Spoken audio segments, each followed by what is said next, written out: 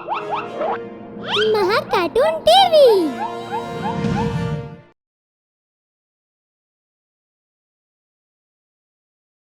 भूतिया किन्नर।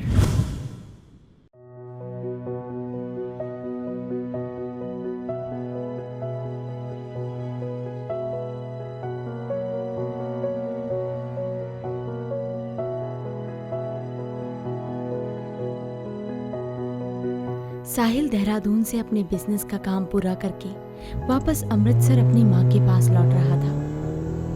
उसका देहरादून में अपना खुद का बिजनेस था, जिस वजह से उसका आधे से ज्यादा समय वहीं गुजरता था। वो कभी कभी ही अपनी माँ से मिलने जा पाता था।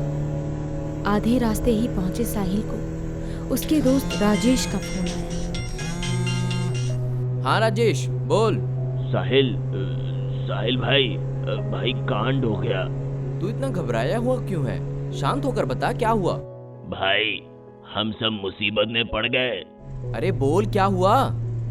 भाई वो मर गई। क्या? तू पागल तो नहीं हो गया है?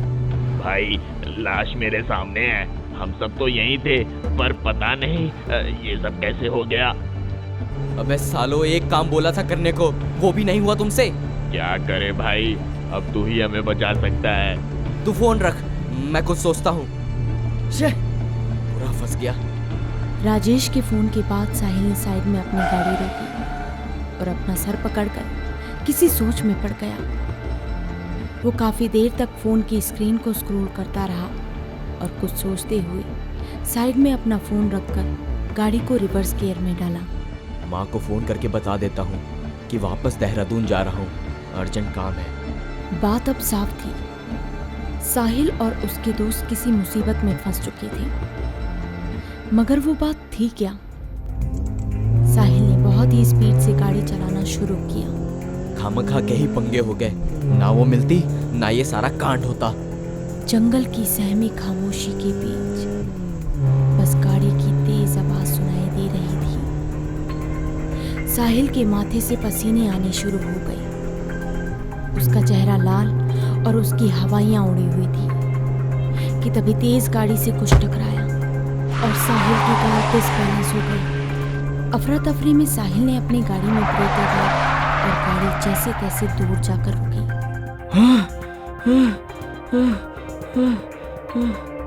साहिल अपनी गाड़ी से बाहर निकला और पीछे की तरफ जाने लगा। थोड़ा आगे जाने पर उसने जो देखा उससे उसकी हालत खराब हो गई। ये क्या है? साहिल ने अपने सामने एक किन्नर को खून से लथपथ देखा। साहिल से अब अनजाने में एक एक्सीडेंट हो चुका था। अरे यार, लाइफ में कम लगी हुई थी जो इस किन्नर ने भी मेरी लगा दी।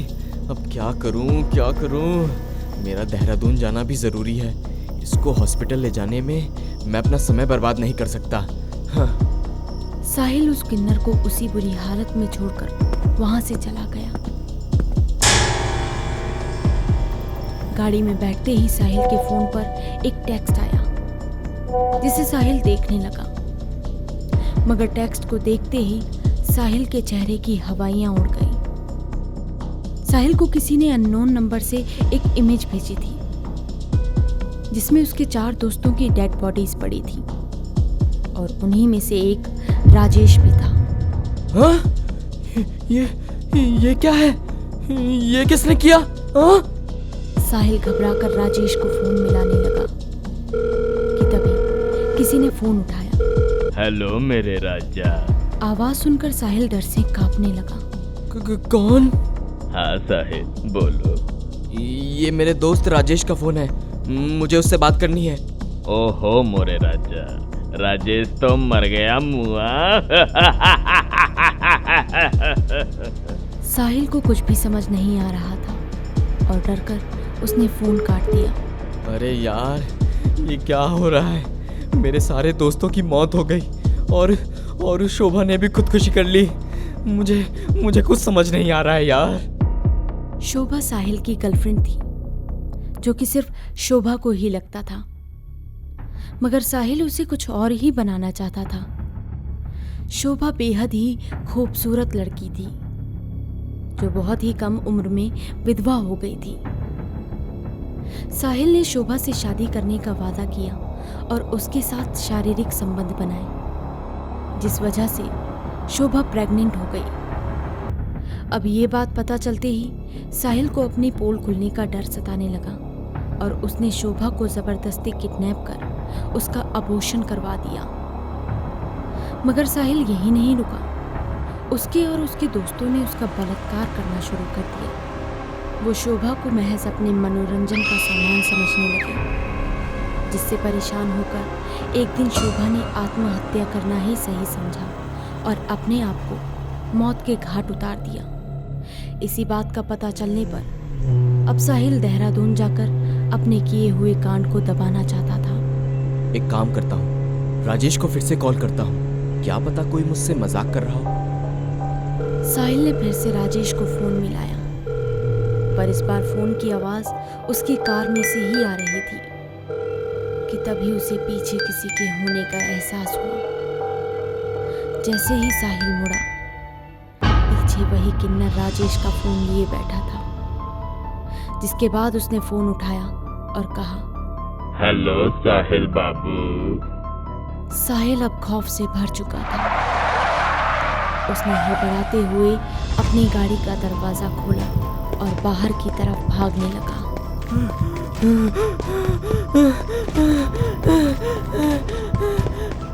साहिल और तेजी से भागने लगा। जिस किन्नर को वो मरती हुई हालत में छोड़कर आया था, अब वो उसके सामने जिंदा था। मगर कैसे? यही सोचते सोचते साहिल उस सुनसान रोड पर बस भागते ही जा रहा था कि तभी उसके सामने वही किन्नर आ गया। क्या हुआ? डर लग गया मेरे राजा साहिल को? हाँ? कौन हो तुम और मेरा पीछा क्यों कर रही हो? हाँ? अभी तक तुमने मुझे पहचाना नहीं?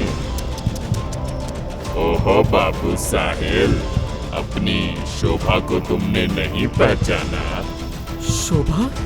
देखते ही देखते वो किन्नर दो शरीरों में बट गया, एक राजेश और दूसरा शोभा। राजेश? शोभा? ये क्या है? क्या हुआ साहिल? हाँ? तुम मुझे पहचान ही लिया होगा ना? हाँ? मैं तुम्हारा दोस्त और मैं तुम्हारी प्यारी शोभा। इसको तुमने इसकी सही जगह पहुंचा दिया। तेरी बारी है।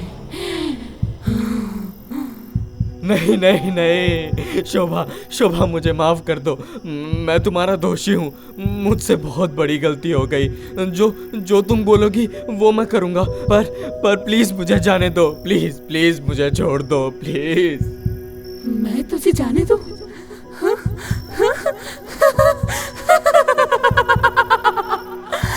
अरे जानवर भी तुझसे अच्छे होते हैं साहिल। कम से कम एक बार शिकार करके काम खत्म तो कर देते हैं, लेकिन तू तो वो हैवान निकला, हैवान। मुझे जिंदा ही मारकर अपने दोस्तों के सामने मुझे नोचने के लिए फेंक दिया। हाँ? नहीं साहिल, नहीं, मैं तुझे नहीं छोड़ूंगी। हाँ? प्लीज शोभा मुझे जाने दो, प्लीज मुझे माफ कर दो, प्लीज। तू माफी के लायक नहीं है साहिल।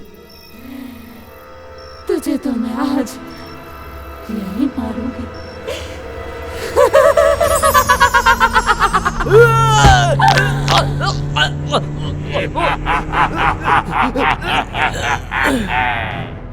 अपने साथ हुए जुल्म का बदला शोभा ने साहिल को मार कर लिया। उसने साहिल को उसी की गाड़ी के नीचे लाकर रोन दिया और उसी समय साहिल की तड़प तड़प कर मौत हो गई। शोभा से भूतिया किन्नर बनी इस आत्मा ने अपना बदला ले लिया और हमेशा हमेशा के लिए कहीं गुम हो गई।